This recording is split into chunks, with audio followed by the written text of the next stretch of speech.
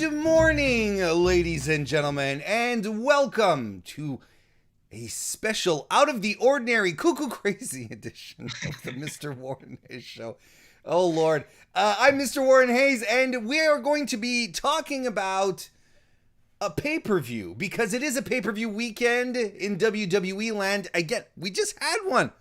Are we sure? Is there another one already? Yup. Yes, WWE Payback is happening this weekend on Sunday, when we are recording live on Saturday morning to talk about predictions. We're going to go through the card, going to take a look at all the good haps, what are we expecting, and most importantly, determine with pinpoint precision who is going to win every match, of course. And when I say we, this isn't like me going on a rock type tirade where I start talking to about myself in third person plural. No. I've got a colleague, I've got a pal, a chum here who is going to join in on the festivities. It is none other than Vince Delgado of the Smacked Raw podcast. Vince, good to see you. Welcome to the Mr. Warren Hayes show. Thank you, Warren. It's great being here on the show. It's one of those many wrestling podcastings that I can check off my bucket list now. Oh, come on. Great, man. It's on there, man. It's on there. You're very kind. Thank you. Thank you very much. I'm really glad you're here. The funny thing here is that Vince and I ran into each other last fall at the Impact fan event for, was it Bound for Glory? Bound for Glory. It was for Bound for Glory, and we ran into each other, and we're like, hey, so at least Vince can attest to the reality that I'm not a Muppet. That I do, I am flesh and blood. Yeah, no, totally. I can totally attest, man. I vouch for you, man. I vouch for you. You got my stamp of approval, Warren. Vince, just before we start, so you do a podcast. Tell people a little bit why you're here. What is it you do exactly? Well, funny enough, like you said, I'm from the Smack Raw podcast, so I'm here to represent them. But I'm funny enough the NXT guy. I every weekly Wednesday NXT episode, or I guess Tuesday on some rare occasions, like this upcoming week, I cover NXT every week.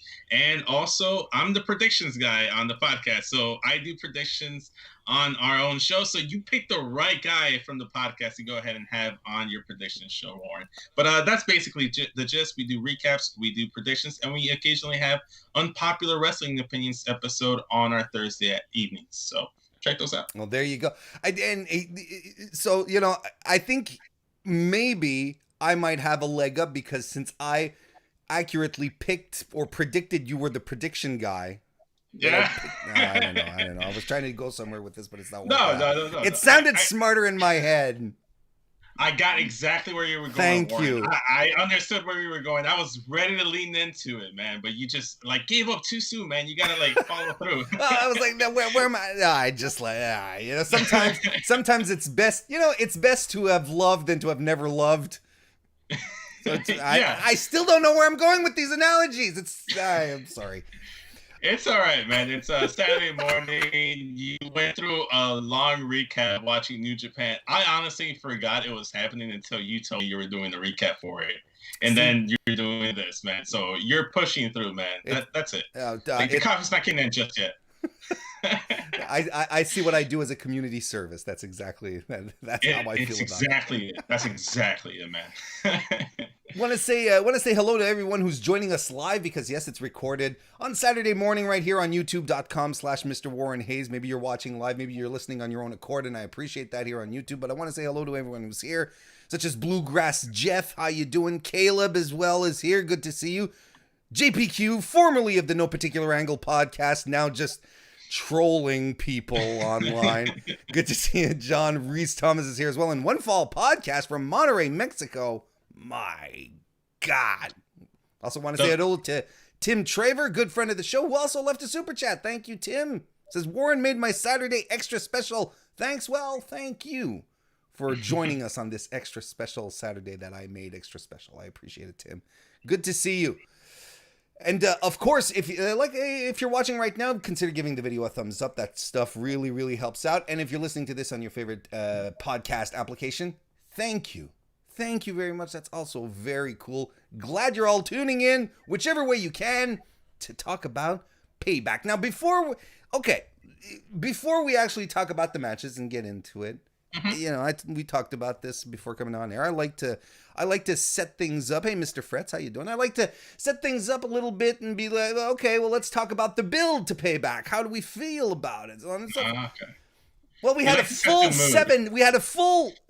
Well, at this point, 6 days, right? Yeah. Of build. Yeah. Is it too soon? I mean, it was SummerSlam, which is one of the big 4 pay-per-views of the year. Is it too soon for Payback, Vince? The easy short answer is yes, but if you allow me to play devil's advocate here, Warren, I would like to think that they wanted to do a 2-night SummerSlam event like they did with WrestleMania, but because like no fans being there, they decided let's just make a very small show and just book a pay-per-view the following week and have the extra stuff, like the extra stuff we didn't want to have on SummerSlam, because SummerSlam was a really, really good show and it was a fun show, I thought, at least on my end. I like. So maybe notice they didn't even include Retribution because they wanted to like not water the pay-per-view down, and then just okay, this is where we're gonna do our like messy stuff for the rest of the year, and then like SummerSlam we're gonna keep it nice and clean. So in that perspective, I think it was good, but I don't know. It does feel too soon for another pay-per-view, but I think they did a solid job to get me excited for another weekend's worth of pay-per-view wrestling. Okay. Well, do you think that this were okay? I'll meet you to a certain point because I think you do. No, but because I do think it's a valid point. I do think it makes sense that I do think it makes sense that maybe they wanted to do the 2 nights and maybe they weren't exactly. Maybe they felt they were going to be set up at the Amway Center maybe earlier than, I don't know. Look, we don't know. But because you do have matches on the card where you're like, yeah, this is weird that it wasn't on SummerSlam. But but looking at the card now, would Randy Orton have done double duty then? Would Sasha and Bayley, would they have done triple duty or at least double duty? All on their own. Or are they just creating these matches because they had something else planned? That's hard to say, right? Well, it starts. I feel like they would make Golden Rule models go ahead and pull triple duty or double duty, whichever is more correct. I'm not exactly sure either, Warren. But like maybe again, it's just like one of those things where they don't want to go ahead and ruin a fun show. So they decided, okay, well, we had this pay-per-view coming up. That's what we'll do. Like the Romans, we'll do the whole Roman match just in case people aren't for it at the end of the results. Or like Retribution, like I said, maybe they don't want to like ruin Retribution because people are hot and cold with the faction. Yeah. And so yes, it's like simple answer. Yes, it's too soon for another pay-per-view, especially since All Out is next weekend. So it's like 3 weeks of pay-per-views. It's gonna be tough. I don't know why they didn't counter program All Out. Oh, they should have, right? They should have just put Payback on the Saturday on the 5th. Just counter program All Out. Why not? I love the arguments, the theories about counter programming. It just makes me laugh every time, just like the NBA, counter programming NXT last week. So. Oh yeah, exactly. And Dynamite being held up because of the NBA playoffs. Yes, people were really upset about that. I'm surprised how upset they were. Not really, but like Raw used to get bumped by a dog show back in the day. Sure, like I remember. Yeah, so it's like and the U.S. Open. Yeah, exactly. So it's like this is the NBA playoffs, one of the 4 major sports in the United States. Of course, you're going to get bumped for that. It's Absolutely. Like, be realistic, people. I think it seems to me, I feel like, yeah, it's happened. It's happened that I don't remember if it's Raw or SmackDown but it has happened that either show on TSN, not TSN, but on Sportsnet in Canada. Mm-hmm. It's been bumped for hockey. Yes. I mean, yeah. Don't worry. The networks know where their bread is buttered. Mm-hmm. They definitely do. And here's the other thing here, and this is something that's really important that we have to keep in mind. At least here, here the wrestling shows all air on 24-hour sports networks. USA in the States and TNT. But all these networks now, they operate 24 hours a day. So they need content all the time. Yeah. So they have, yes, they're prime spots, but they're still spots that they need to fill up with stuff. And especially in the case of our sports networks here in Canada, when there's off season and stuff like that, they much rather have something like wrestling that provides content 52 weeks out of the year, as opposed to hockey, which has a more limited, which has a season, and then during the off season they have to scramble to try and find stuff to put in that place. You know, it's, right. It all makes sense to me ultimately. Yeah, I agree. You talked about Retribution. Yes. That's a group. They call themselves Retribution. We don't even know if that's their real name. Right. That's what they call themselves. It's like, I like to welcome the man who calls himself Vince Delgado. You know, it's without having fully asked me, is that what you call yourself? I'm like, no, I actually go by Phil Brooks. Actually, that's so no, but I get where you're going with this, Warren. Yeah, exactly. You said it's a hot or cold situation. Where do you side on this? I am one of those wrestling fans that are probably a little bit too optimistic for their own good. So I like to see things on the greener side, on the greener pasture of things with Retribution. I like to think, well, we haven't seen everything. Some of the stuff has been good. Some of the stuff, okay, that didn't connect the way it should have. But I'm enjoying. I'm at least intrigued. They got me wondering who the people are, and I'm a big fan of like mysteries. Like I'm a big crime drama kind of guy, so like any kind of mystery, I'm all for it. The only thing that can make it better is they do some kind of like murder mystery thing, where like now I'd be really invested into the whole thing.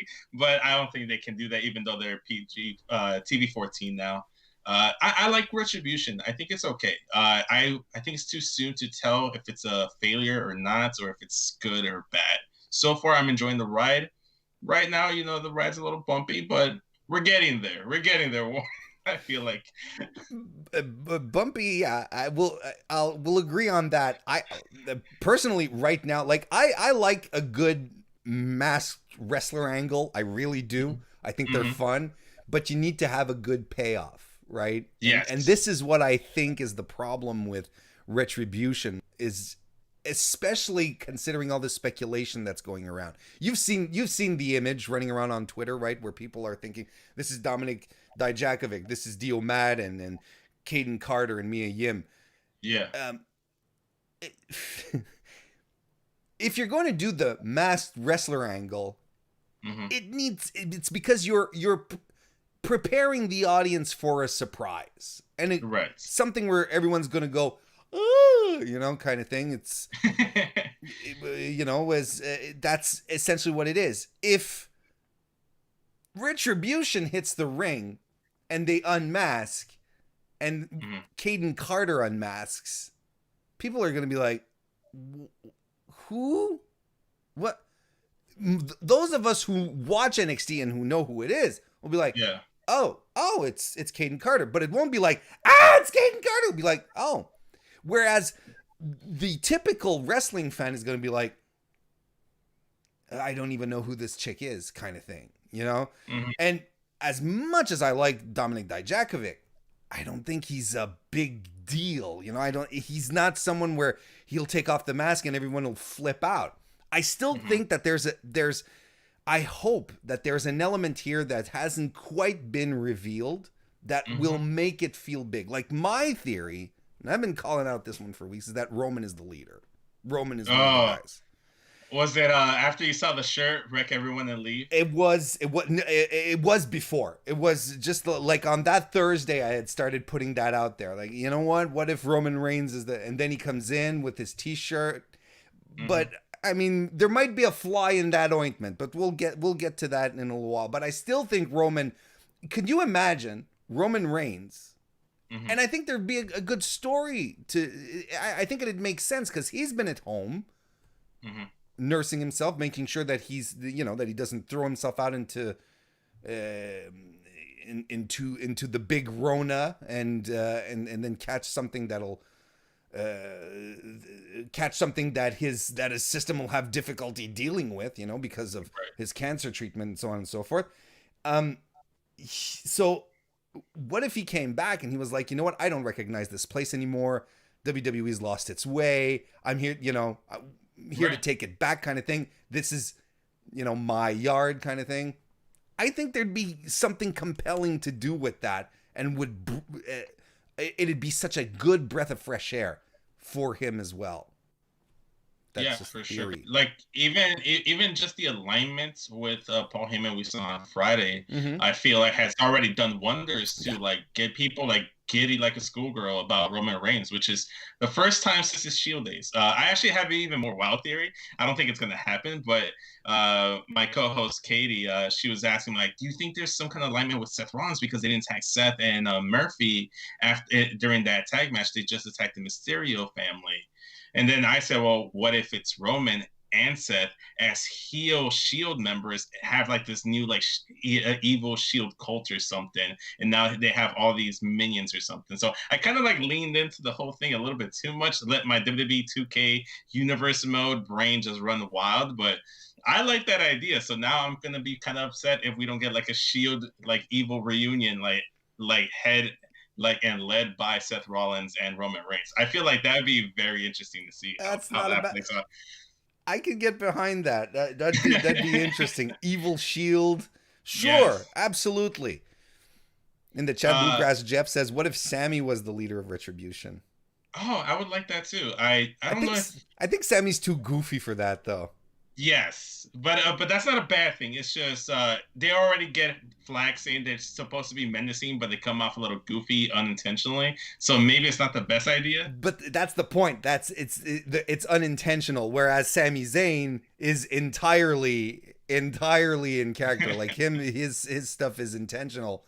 Whereas, standing around, jumping around after you've thrown a cinder block through a glass window or glass door. That's unintentional. That's because you were given a cue and you're like, all right, and then you cheer. Exactly.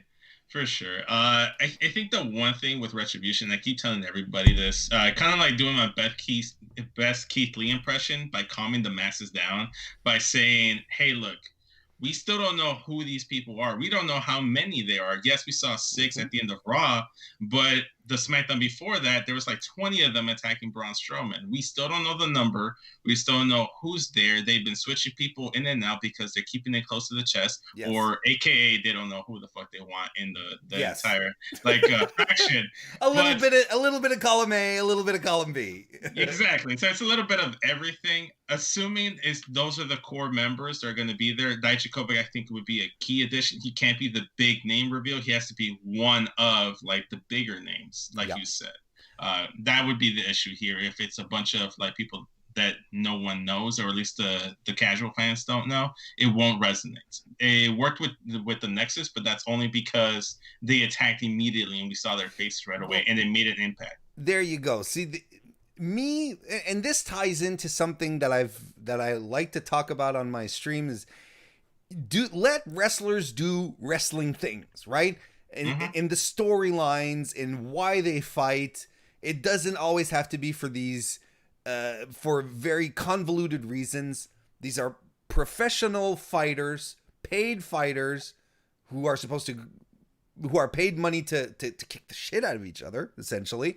And want to win titles because when you win a title, you get a bigger payday, right? That's essentially how it goes. That's the basis of pro wrestling. So Nexus worked because they were doing wrestler things. They were coming in and they were beating people up. They weren't throwing Molotov cocktails.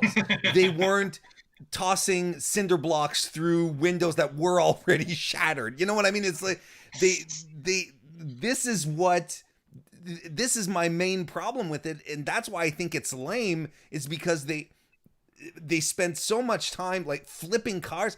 I don't care. Why does this resonate to me? And we didn't even know whose car that was. Maybe Exactly. It was like maybe it was a member of the janitorial staff of the PC who's like, "Hey man, how am I gonna get home tonight? You know, kind of thing. If it was like Vince's limo, you'd be like, okay, there's something, you know. But anyway. I think they need to attack Vince is the next step. Attack Vince? And they've had two not this Vince, but Vince McMahon. They need to I feel like we need to specify. I want us sending retribution to my home. It was probably simple. We should have established that your name was Phil Brooks. It would have been a lot simpler to make it. Yes. But would people just assume that CM Punk would be on your podcast at that point? True, that's very true. But what if we spelt it FIL? Phil. yeah, we could do something. Change it up just slightly. Be like, oh no, that's file. It's Phil with an F. What? Yeah, Phil with an F. I'm with it. I'm gonna go ahead and change that as my Twitter name for like a week or two. See if people get there. The you reference. go. We'll see if that works out. All right, let's start talking about Payback. It's not a revolution, retribution. I want to call them revolution. I don't know why. Retribution. But we're going to talk about Payback. Now, let's get into the matches. I'm going to WWE. WWE has the matches up on WWE.com. So I, per usual, will be reading them in reverse order as how they're presented. So it's not me being like, oh, I think this match should go on before the other. No. It's their order, and I'm just going from bottom to top. Smart man. Thank you. Place the blame on WWE. There you go. First match we have is Matt Riddle versus King Corbin. Okay. Listen, the thing here is that I make no big mystery about it. I like and I dislike Baron Corbin all at once. Because I think he's a very good wrestler. I really do. I think he's good in the ring. We just have to think back at the King of the Ring last year, where I think he ended up wowing a lot of people. Mm-hmm. But the material that they give him, the stuff that they have him do, is so ungodly corny that this is where he starts to lose a lot of luster and where he becomes very annoying to some people. I don't know how your feelings are, but in this regard, characterization aside, I think this has the potential to be a really fun match. Oh, I think so too. Like you said, Baron Corbin is deceitfully good in the ring. He has a lot of cool moves. If nothing else, he has like 3 or 4 or 5 really, really cool moves. The thing where he slides underneath the turnbuckle, comes back in, the boss man spot, the big boss man spot. Yep. Yeah, the deep six. He has a bunch of really good moves. And he's just real quickly, he's one of the guys as well who always does a little something new every time. There's always a little something that he adds on. But go ahead. Yeah, with me and Corbin, one of my old co-hosts on the show, Rob, he is the biggest Baron Corbin guy there is. He just loves all the heels, and he kind of like warmed me up to Baron Corbin right around the King of the Ring tournament. He's like, yeah, man, he's so good, he should win it. He's like, you know what, Rob, you're right. And I loved corporate Corbin or Constable Baron Corbin. I thought that was the best version with the vest, of Corbin. With the sleeveless vest. Okay. Yes. Yeah. Chili's manager Baron Corbin is my favorite. I love the guy. He can do no wrong in my opinion. I think the material is corny that they give him. Yes, that's a hindrance, but they do that with a lot of people. You know, Roman had the suffering succotash line. You know, everybody gets dealt. Sure, but in Corbin, they feed him shit lines week after week after week. Consistently. Like the suffering succotash thing was one. That's one thing that stuck with us. And but then you can argue that Roman has never had good material either. But that's a whole other story. But Corbin. Yes. It's the corniness that I can't get over. And then, you know, they're always going to put him in the situation where he's going to get dog food poured on him, or he's going to get beat up by The Rock and Becky Lynch. I can't buy into him as a top heel. This is very, very personal, right? Because and I'm glad we're disagreeing on stuff because people like sparks. They like it when the sparks fly. It's very hard to take him seriously because he's never put in a position where he gets to really be a nasty heel. It's always one of these cartoony heels, and then when something bad happens to him, he's like, and not to add more to your point, but even his Money in the Bank run was very cartoonish the way he cashed in and lost against Jinder Mahal, because John Cena came and interrupted him. It's like, dude, just wait till John Cena's gone. Like, there's been how many cashes before this? Like, just follow the same just formula. A couple of weeks ago, well, I think it was in the build-up to this year's Money in the Bank. He hits someone with a ladder on the outside and causes a disqualification, and then he gets mad at the ref. I'm like, dude, you're not at your first rodeo here, pal. What the hell? So right. I unfortunately can't get behind him. Matt Riddle, how do you think he's being handled as it is right now? Obviously, they have high hopes for the guy, or at least they like him certainly enough to not change his theme song in gear when he first debuts on the show. So he has that one leg up on Keith Lee. But it is what it is. I feel like they're using him in the spot he's supposed to be used. They're eventually building him up. Like, we all knew he was going to be going into a feud with Baron Corbin. Nobody was blindsided by this decision. Yeah, I think he'll be fine. They're trying to push him towards the upper mid card, and then within the year's time or 2 years' time, he'll be a main eventer. I think so too. Unless he gets in his own way. I feel like that's the thing with Matt Riddle. He's the only guy that can prevent himself. And I'm not talking about other stuff. It's just like him rubbing people the wrong way backstage. We've already heard that him and Brock Lesnar kind of butted heads, and him and Goldberg butted heads. So it's like I feel like he's the only one that can like really get in. I'm gonna tell you, anyone who butts heads with Goldberg is okay in my book. But yeah, no, I agree with you. I think Riddle, Riddle is has only one way to go, and it's up. I really hope that they don't extend this feud. I think he deserves bigger things quicker than Baron Corbin, but that's because of how I feel about Baron Corbin. But I think this is going to be a good match. Who you got coming out of this one? I got Matt Riddle. He's either going to get a clean win over Baron Corbin or Chad Gable, because I refuse to call him Shorty G. Same. Chad Gable's going to come in and attack Matt Riddle and force a DQ. But in that case, it would still be a win for Matt Riddle. So regardless, I got Matt. I wouldn't put it past WWE to have Corbin win here, because it's the kind of thing that they'd be like, yeah, let's extend this feud, but if we're being completely honest, Matt Riddle's debut pay-per-view showing should be, officially on the roster. What I mean, he should defeat King Corbin. So we're in agreement with that. Want to say hello to Manny Santos and Thomas Gories, who joined us in the chat. Hello. Next match is a bit of a mystery to me as to what, but Dominic and Rey Mysterio. We don't know if Angie's going to be there though. Versus Seth Rollins and Budworth Murphington. So we'll go. How do you feel about this feud overall, to begin with? I feel like it's had its moments, and it's had other moments where just like it just doesn't resonate, just doesn't hit. Like, for instance, Murphy and Seth attacking Dominic with the kendo sticks. That was great. That was good stuff. Great right there. I thought their match at SummerSlam was really good, considering that was Dominic's first match.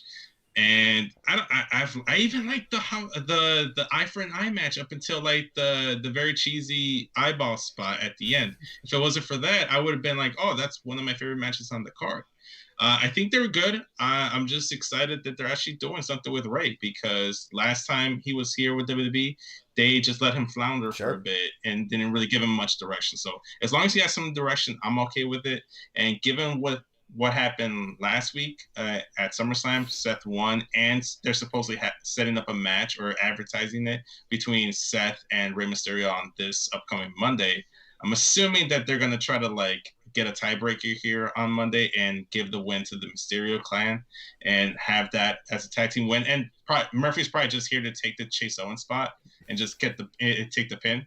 And I feel like that's what this is. I feel like this is just like running the back, Chase Owens spot for Buddy Murphy. Nothing against Chase Owens or Buddy Murphy. It's just that's the hand you're dealt and the role you're playing right now. when I said when I asked you how you felt about the feud, I'm in agreement. This has been a very hot cold feud for me, and it's interesting because I feel like one of the Dominic Seth match at SummerSlam is my second favorite match of the night. Was only superseded by Asuka versus Bayley, Asuka versus Sasha. Excuse me. Yeah. Which was, in my opinion, the match of the night. This match worked at SummerSlam because of the long-term storytelling. And it's weird because Seth just a couple of days ago or a couple of weeks ago tweeted out, "Oh, wrestling fans can't deal with long-term storytelling." And I'm like, dude, this match that you had at SummerSlam would not have been half as effective or dramatic had it not been for the long-term storytelling. Now, this is the long-term storytelling good? Maybe not the whole way. I agree. The plastic eyeball and the vomit was a little too much, but I think I'm going to turn out, thinking back on the whole Mysterio Rollins stuff, a little more favorably. That said, I would have ended the feud on at SummerSlam. So the heel wins. Okay. It's because this feels like we've seen it before, and we have. Yeah. And I don't, it was such a great height that they hit on Sunday, dramatically speaking, because it was a good wrestling match. Not the greatest. I mean, geez, Dominic was in his first match on TV on a pay-per-view. He did wonderfully, for a guy in his position. That was fantastic. But, overall, dramatically, the emotions, the story they were telling, pinpoint. I thought it was spot on the entire way. Okay, and we're good. And Seth Rollins moves on to other things. He goes and whatever. I don't know. I think it's two things. It's one that we have this last minute pay-per-view at Payback. If it wasn't for Payback, this wouldn't be happening. That's the only reason they need to fill matches up on the card. And two, with the pandemic going on, they're limited on bodies, so they kind of have to extend certain things going a little bit further. I feel like WWE's pretty quick on ending some stuff and nipping it in the butt in terms of a feud. There's been times where I feel like I've seen the feud go a month and then we're done, and then we forget that they even feuded a couple months down the line. I would blame it. I'm gonna blame it on that.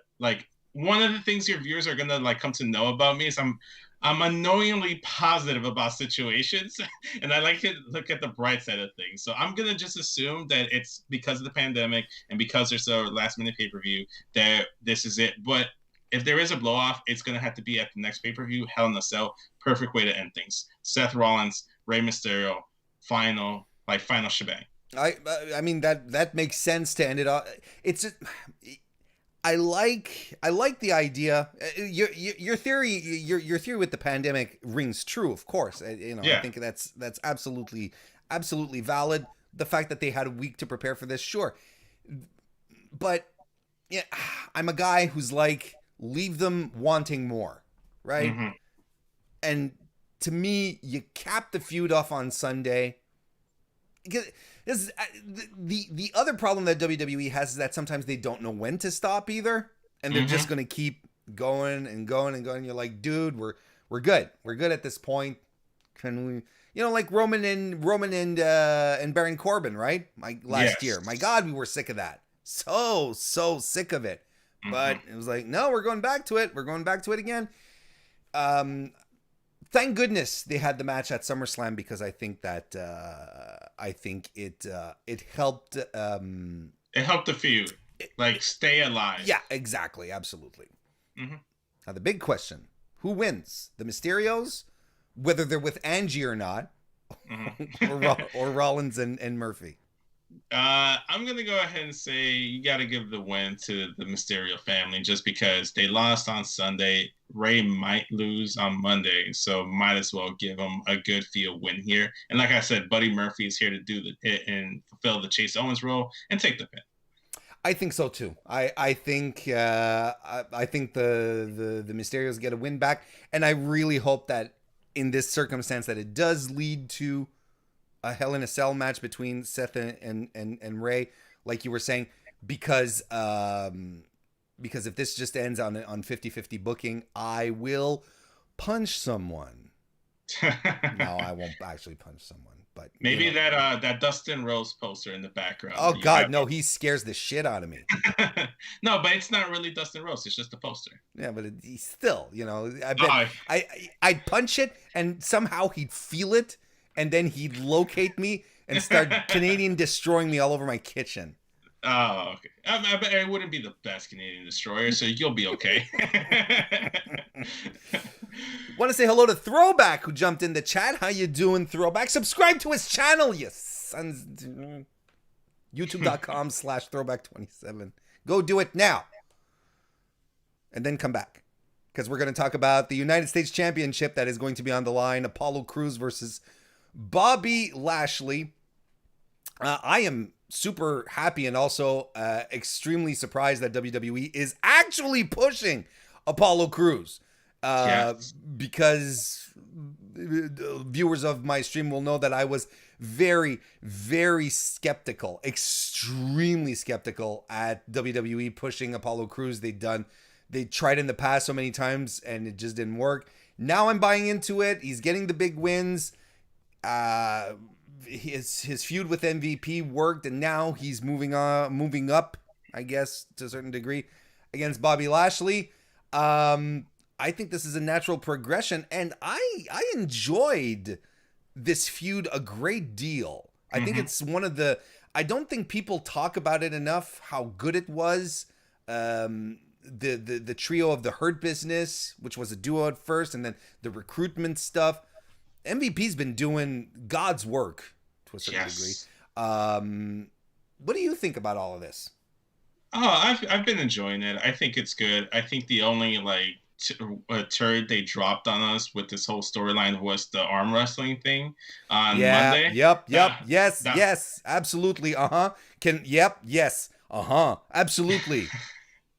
But other than that, I've enjoyed Bobby's work. I've enjoyed MVP's work tremendously. I'm glad they're using Shelton Benjamin and he's not just sitting and catering, because this guy is a tremendous athlete. He can go in the ring. Why bring him back to the company if you're just going to have him sit there and eat the fine cuisine that WWE offers, And then Apollo being elevated slightly by association. They've even found a way to sprinkle in the Cedric Alexander and the Ricochet here and there, even the Mustafa Ali at one point. There's some good stuff here.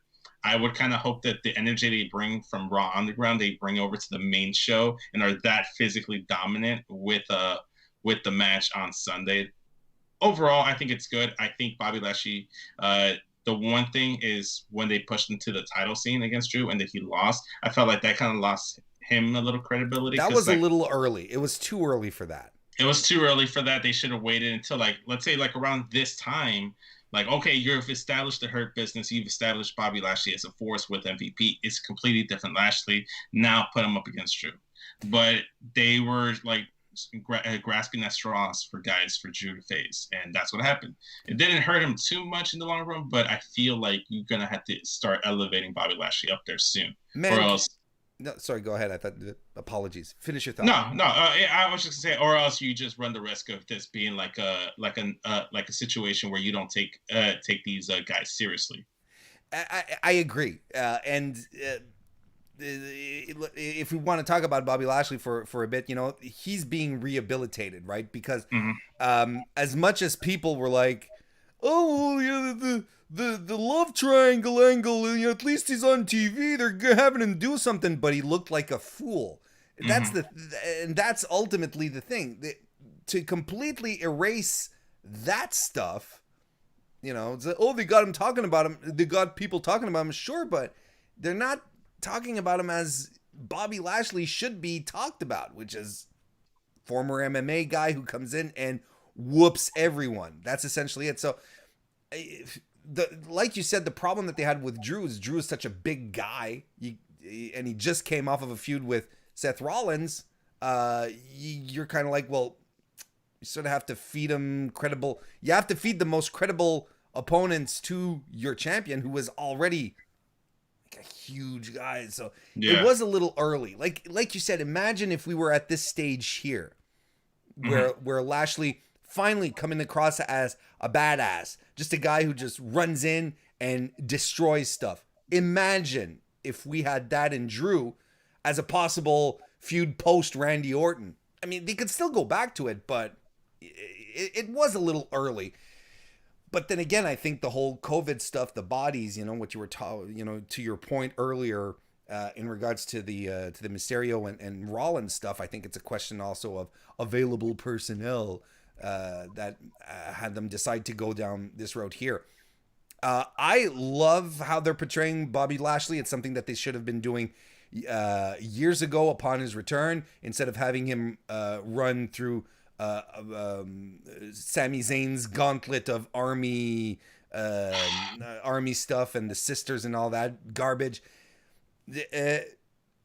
Bobby Lashley's a fighter. He's a fighter. He wants to go in the ring. He wants to show off as being the best fighter. That's it. So and then you have MVP who's acting as a promoter in his case. So it all works. I love it. I think it's good. I'm with it. I 100% agree with you, Warren. I think this is the right direction for Lashley, and that's going to lead into my prediction. I think he should win that United States title off of Apollo Crews. I think he should win it too. Go ahead, but please finish your thought again. I'll stop interrupting you. No, it's fine, man. It's fine. But yeah, I think he should win for the same reason I mentioned earlier, that he went for the WWE title unsuccessful, and MVP was supposed to be the United States champion in that faction. If Bobby Lashley is supposed to be the most dominant force and he should be the focal point of that faction, you can't not have him be the top champion. If you're not going to give him the WWE title, the next best title is the US title. You can't have your manager, like, as much as that great MVP is, he can't be the one with the US title. It has to be Lashley. He has to be the prize champion, the Brock Lesnar, exactly, to his Paul Heyman. Absolutely, that's exactly the perfect comparison. That's exactly it. So yeah, I kind of see. I agree. I see Bobby Lashley coming out of this one with the win, and I think it's good. I think they did a good job pushing Apollo Crews at the same time. So good all around. Next, Keith Lee. Oh, by the way, hello, Mags, and who just joined us in the chat, and Tim and Joel Call It in the Ring joined us as well. I don't know if it's both of them or if it's just Tim or Joel, but they're calling it. It's good to see you guys, or guy. Keith Lee versus Randy Orton is our next match, Vince. Tell me how great Keith Lee's debut was on Raw. If you take the ring gear and you take the change of music out of the equation, I thought it was a very good debut. I think so. He showed up in a high-profile program, interrupting Randy Orton, one of their top guys of the last 20 years, and went toe-to-toe in the ring. And there were a lot of times where Randy Orton sold for Keith Lee, like, whoa, hold up, timeout. Who is this guy? Like, I was not prepared for him. And then they had, like, the third segment where they were interviewing him as Drew was being, like, carried off in the ambulance. So I think they did well. They positioned him in a high-profile situation to let us know this is a big deal kind of guy. You need to watch out for him. He's going to be a player. I think when you, like I said, if you take out the aesthetic things out of it, I think it was a very good debut, and his debut pay-per-view match is going to be against Randy Orton. Wait, you're telling me he's not buried? What? Oh, of course not. What? He is not buried. He'll be okay. And even if they did try to bury him, Keith Lee is one of those guys where I feel like he can claw his way out of any situation, turn chicken shit into chicken salad, and make the best out of it. He really does feel like someone that won't be held down. I feel like he's going to make it to the top one way or another. It just depends on how soon he gets there on WWE's end. You know, that idiom, making chicken salad out of chicken shit. Yeah. I always kind of think it'd be funny. It's like, because I like chicken salad. I like it. And you go to someone's house, and they serve you a nice big bowl of chicken salad, and you start eating this. Man, this is the best chicken salad I've had. So what's your recipe? Oh, well, I start with chicken shit, and then I make chicken salad out of it. Do you continue eating, Vince, even if it's really, really good? Because they just told you, yeah, they gave me chicken shit, and here's the chicken salad I made out of it. It's fucking good though, but it came from, it's always rang a little weird for me. It's like, good for you for making chicken salad out of the chicken shit, but would you eat it, knowing anyway?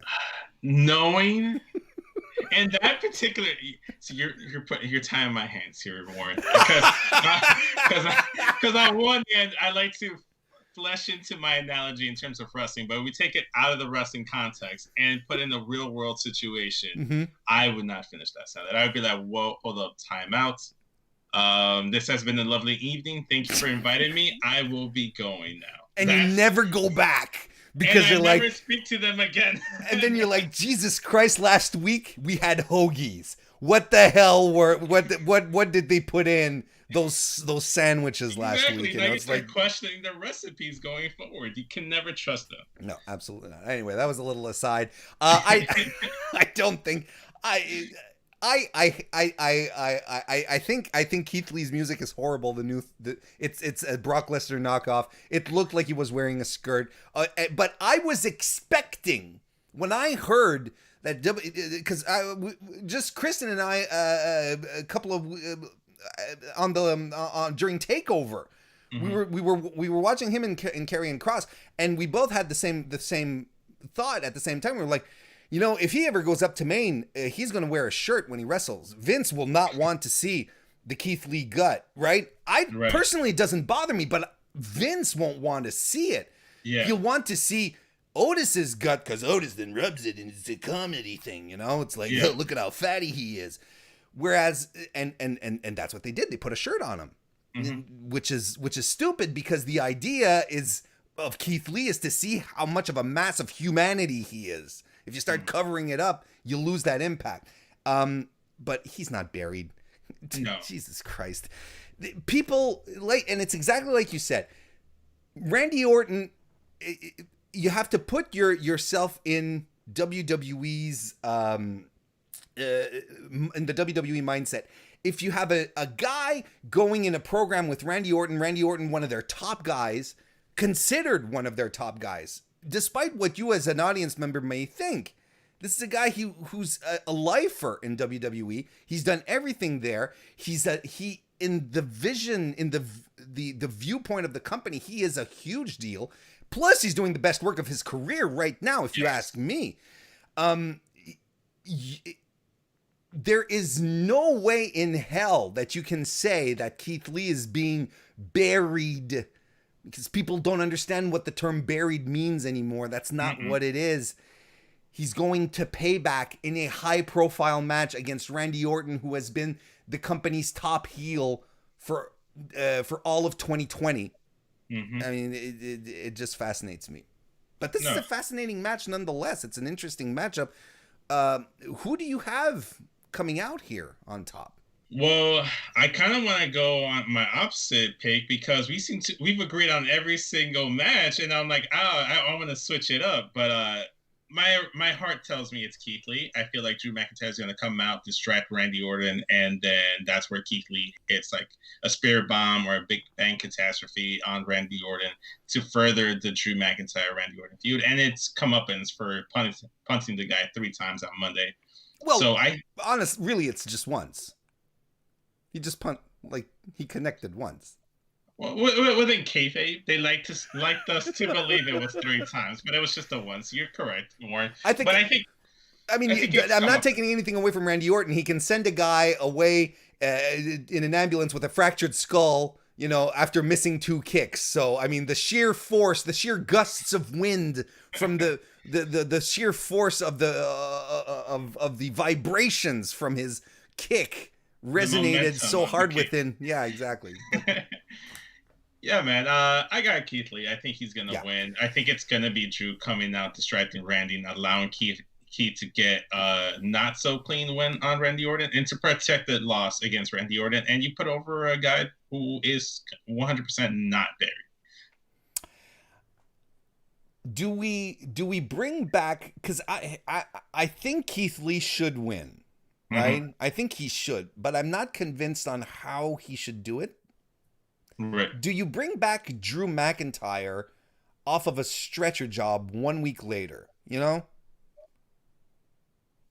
Well, he took like 2 punts before he was actually stretchered out. He fought that man. He fought that whole thing off. He wasn't 100%, but he was like, no, right. Good I point. still want Randy Orton. They want to build him up as like, oh man, look at this tough guy, man. He would. No man has ever done that unless you're Shawn Michaels, because he gets up right after one. Yeah. And that's what it could be. They could have a situation just like Dean Ambrose where he got like sent to the hospital and he came back driving the ambulance himself. It was a little goofy, but you can kind of do something similar where he's like getting there, he's all bandaged up, he's not 100%, but that distraction is enough for Randy Orton to lose the match.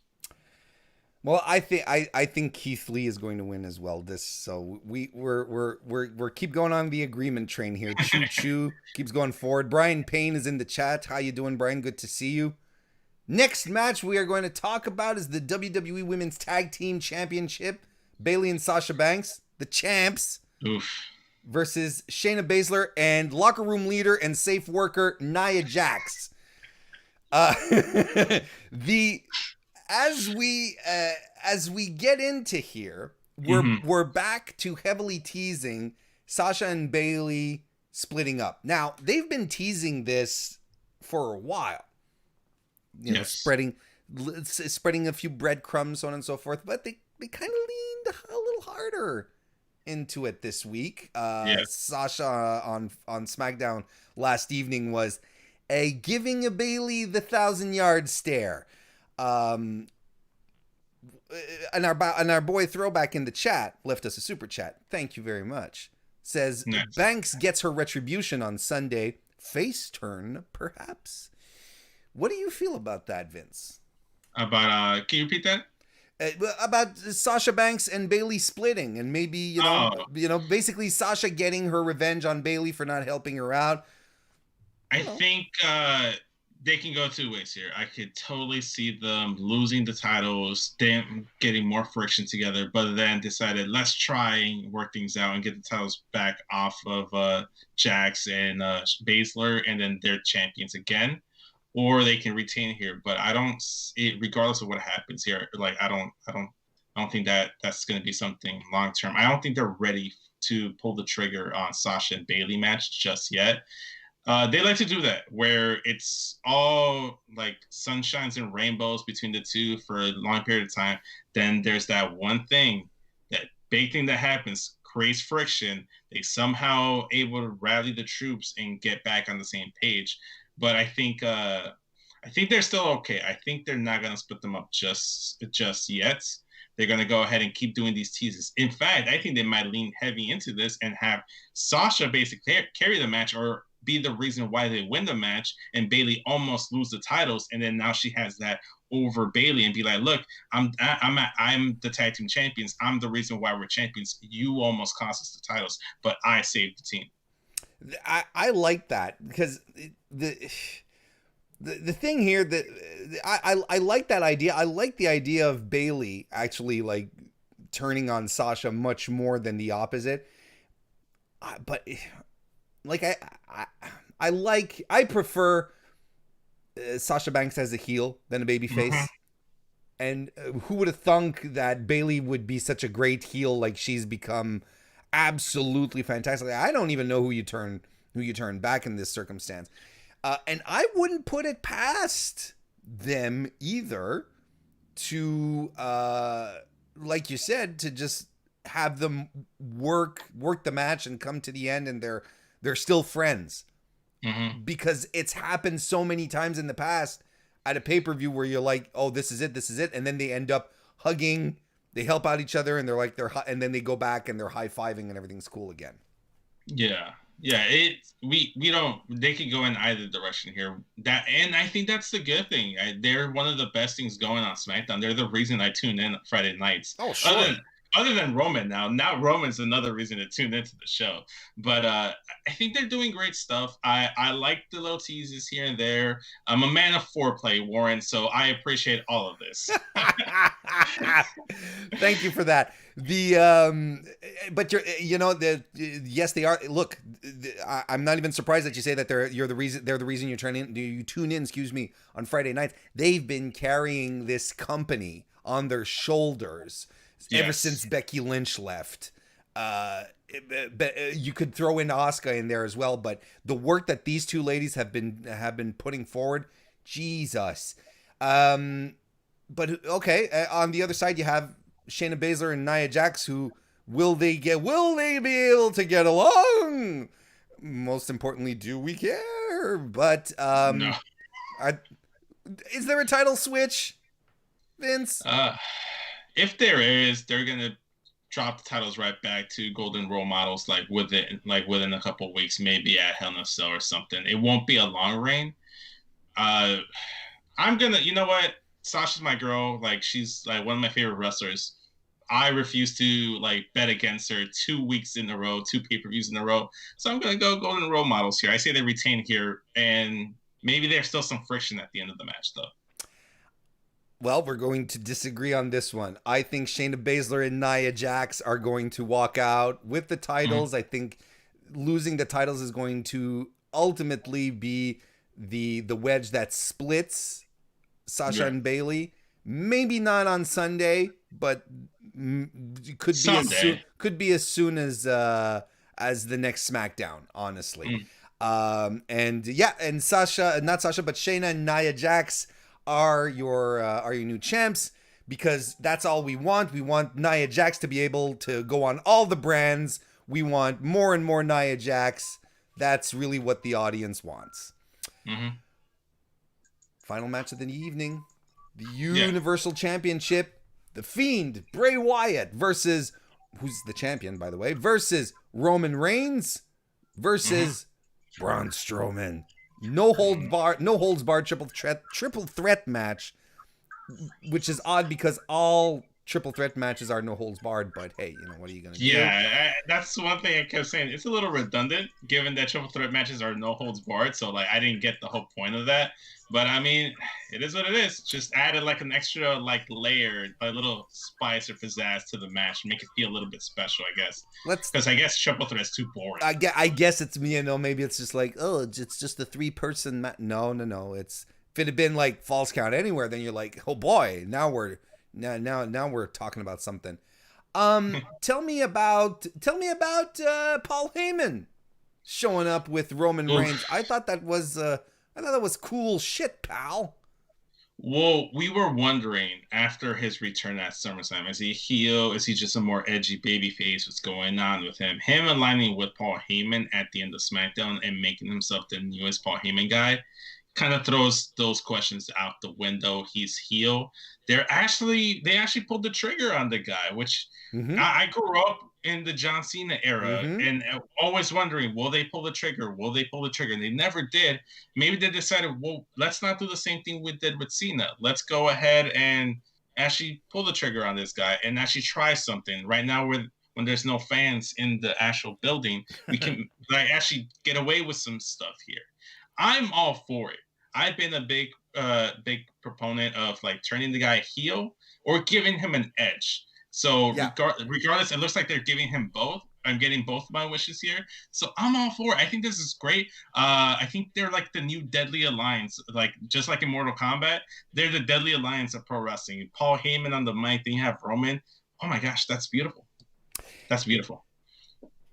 I'm going to be convinced of Roman's heel turn when we go into the Thunderdome and the guy giving the indication says, okay, let's see those thumbs down for Roman. Then we'll know. Then we'll know that he's supposed to be a heel. Right. Look, sarcasm aside, this is exciting stuff because like you said, it's something they should have pulled the trigger on for a long, long time. Honestly, I'm okay, let me just play devil's advocate because I like to think he's a heel too. I like to I agree with it. But here's what I'm wondering. This is what I'm thinking here. Is is our boy Roman, or at least is he really a heel? Because if we go back in time with, or at least in recent incarnations of Paul Heyman with Brock, when Brock was fighting Samoa Joe for the Universal title, when they had that great feud, and you'll remember, Samoa Joe, talking very, very menacingly in the corner up close to Paul Heyman, and all of that. Mm-hmm. Was Paul Heyman the heel there? Was Brock the heel in that circumstance? Is Brock Lesnar really a heel? Is my point. Because yes, he's been fighting baby faces. Yeah. But Brock just wants to beat people up. Mm-hmm. He just wants to fight guys. Yeah. Until he starts getting into programs with Roman Reigns, where then he starts becoming dastardly. I don't know. Yes. I'm just throwing that out there. Fair point. I like to think that Brock Lesnar is just a company guy and a consummate good employee, because he comes in there, works his dates that he's scheduled to, and leaves. Doesn't stir any trouble. I feel like if Brock Lesnar's a good stand-up guy and he just wants to do his job. He's just there to work. He's just there to work and then punch out, man. He's living the dream. Just come in, punch in your time card, and punch out when you're done. That's what Brock Lesnar does. How do you feel about what they're doing with Braun Strowman? I'm gonna sound. This is the first time on the show that I feel like I'm gonna sound negative, but I do not enjoy Braun Strowman. I do not like the work he's doing. I don't like the change up. I haven't really been behind him ever since he turned babyface and went for a tag title run, or just it seemed like he transitioned into the Big Show role way faster than Big Show did. If that makes any sense. It does. I feel like he's the modern day Big Show, and they fast tracked him to being the new Big Show. Is what happened. How did they mess it up, Vince? How did they mess up Braun Strowman? A couple of things. They didn't actually. Oh, you actually have answers. I thought you were going to be like, dude, there's so many things. Okay. So, first off, you can't have him win Money in the Bank and then being distracted by Baron Corbin and not being able to successfully cash in on Brock Lesnar at Saudi Arabia. Mm-hmm. He has match after match against Brock Lesnar, and he's not able to get the job done. And I'm supposed to take him seriously. And then he has runs in with Brock Lesnar where he makes him look like a chump almost. And on top of that, it was really his feud with Roman that really put him over in the eyes of the fans. Once he turned him babyface, also too, people forget this happened because a lot of people like to ignore this because it was so traumatizing. When he turned heel randomly and made a faction with Drew McIntyre and Bobby Lashley, or was it Baron Corbin? Dolph Ziggler. It was Dolph Ziggler and Drew McIntyre, and then the whole Roman situation happened with him announcing his leukemia. Then they turned him babyface right away, and then Roman came back and they turned him heel once again. It's that's where they started the whole Big Show train, where they turned him heel just to feud him with Roman again. Then they turned him babyface 2 weeks after the fact, and I felt like that kind of disconnected him with the fans, especially me. And I think we're going to look back at Braun Strowman's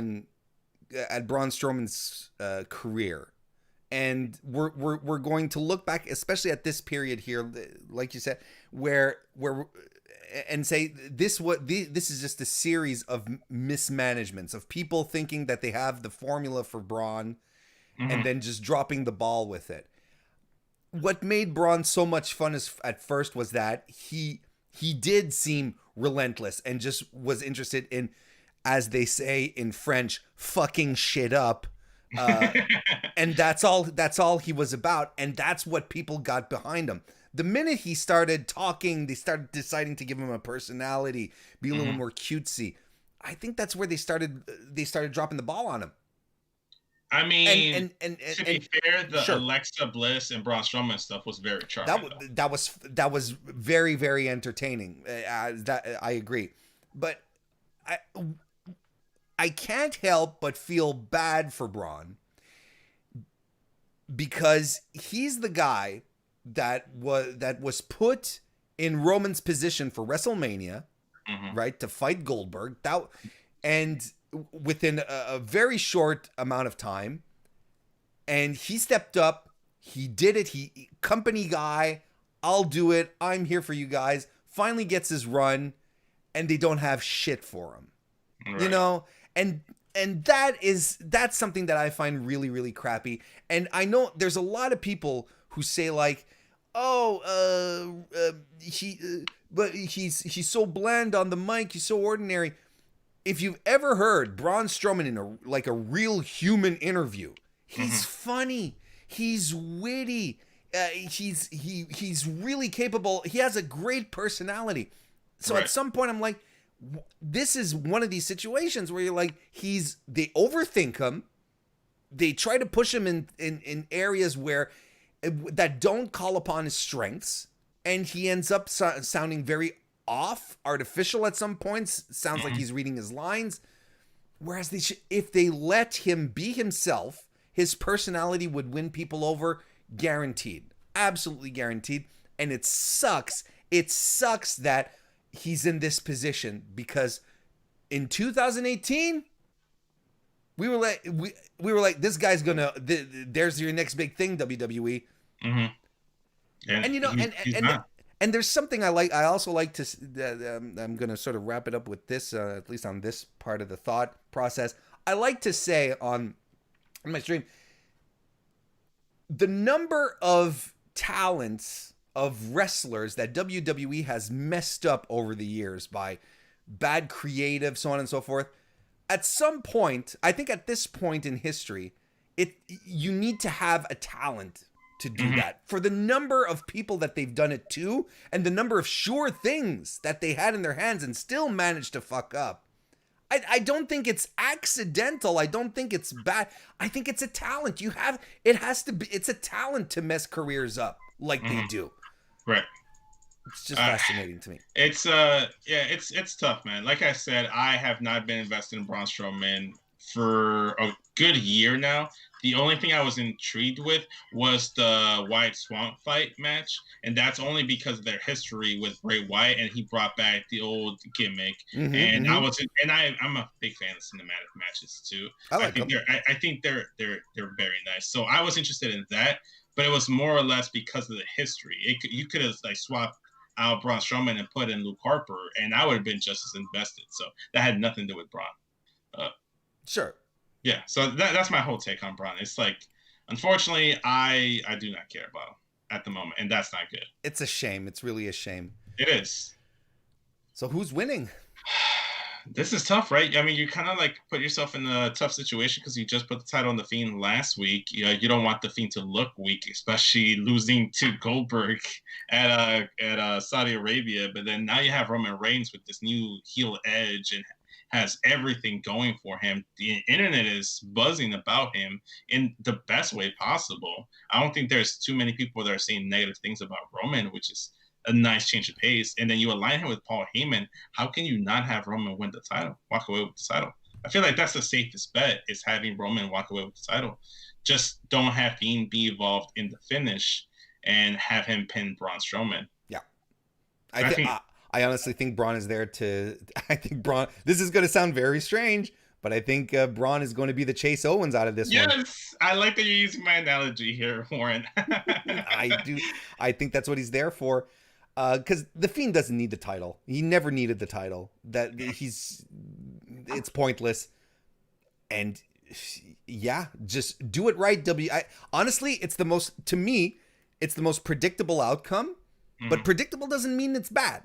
Right. I think this is the best. It's the most predictable, but it's also the best outcome. I think Roman has to win. I really do. I agree, man. I 100% back that theory. And also, too, my other reasoning for it is it'll be okay because you don't have to go back into that direction because the draft's coming up, or at least rumblings are, and maybe you pivot Fiend back over to Raw, where I feel like that's where he did his best work. I agree. I agree.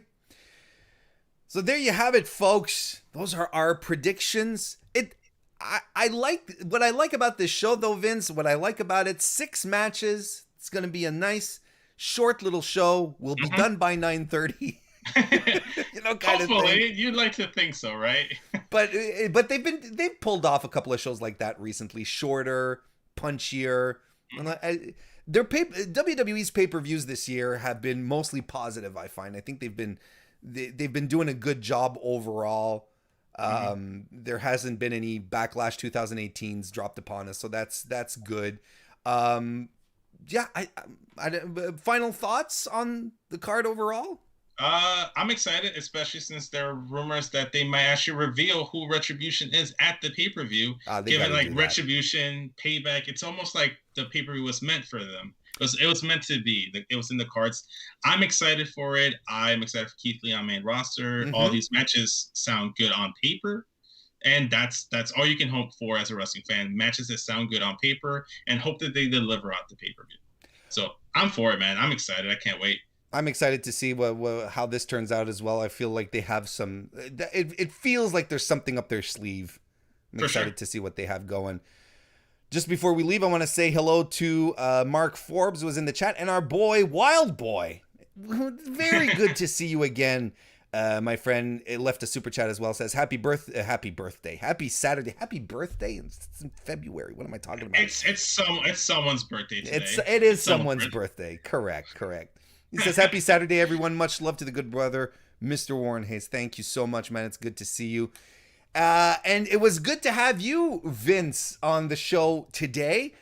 Let all of the people know where they can find you, where they can find your work, locate you, pinpoint you, maybe on Google Maps. Maybe not that. We'd have to get a little bit more comfortable to know my Google Maps location, but you can always find me on Twitter at SCSVince. All my social media, just search up SCSVince. You'll be able to find me. I work with SmackDown Podcast. Like I said, we go ahead and do weekly recaps of all the pay-per-views, all the weekly shows. We do predictions. And like I said, I'm the NXT guy. So if you want to see me specifically, tune in for our NXT recaps. SmackDown Podcast on YouTube. And then linktr.ee/SmackRaw Podcast again. Also, if you enjoy it, consider joining our Patreon. We have a Patreon /SmackRaw Podcast. Support the show. We have $1, $5, $10, and $25 tier. You can get stickers. We have stickers. One of them's holographic, so I think that's really cool. So yeah, I mean that's basically the wrestling content at SmackRaw Pod everywhere on Twitter at SCSVince. And if you like some basketball talk, I do a side little project where I talk basketball. So I'll have that going over there. It's called Straight Talk Podcast. And again, just search up SCS Vince on Spotify or whatever. So you'll be able to find any of my work. Just search up SCS Vince. SCS Vince. SES Vince. It's in the lower third anyway. People will be able to locate it. And I'll put that in the description as well. Why? Because I'm a good guy. That's you're the best. No, you're the best, Vince. I'm really. We've been talking about this for a while. I'm glad it finally congealed and we were able to talk. I'm very happy that you accepted the information. The invitation. But accept. Well, you did send me information that I accepted via email, so that's still correct. I don't know how my brain works sometimes, but hey, you know what? Thank you, Vince. I really appreciate it. This was a fun chat. I appreciate it. And thank you, everyone, for joining us live here this morning or whenever you decide to listen to this. I hope you enjoy Payback, that you have a good WWE pay-per-view weekend. We'll see you next time.